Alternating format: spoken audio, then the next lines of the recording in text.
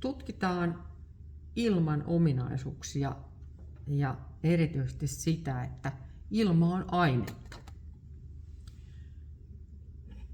Mulla on tyhjä pullo, mutta onko se tyhjä? Ei. Se on ilmaa täynnä, koska se on korkki auki ja siellä ei nyt mitään muuta sitten ole. Pieni tilkka vettä oli pohjalla, mutta se ei haittaa.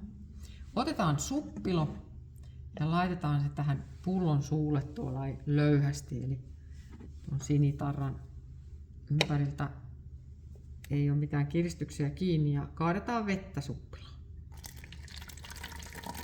Nähdään, että vesi virtasi sinne vapaasti ja sujuvasti.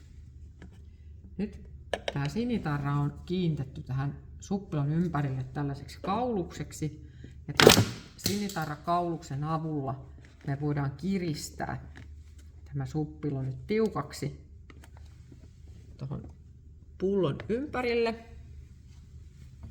Ja nyt voidaan toistaa se koe. Eli kaadetaan vettä suppiloon.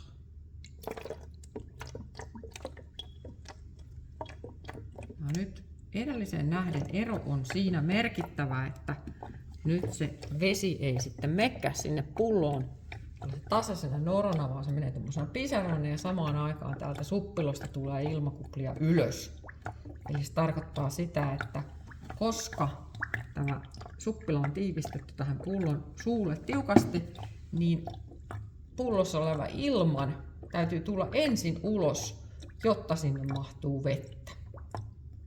Ja ensimmäisessä tilanteessa se poistuva ilma pääsi sieltä suppilon ja pullon suun välistä, kun siinä ei ollut mitään tiivistettä. Ja nyt kun siellä on tiiviste, niin sen täytyy tulla sieltä suppilosta sen kautta, niin ne ilmakuplat, mitä me nähdään ja kuullaan, ne on sitten sitä poistuvaa ilmaa.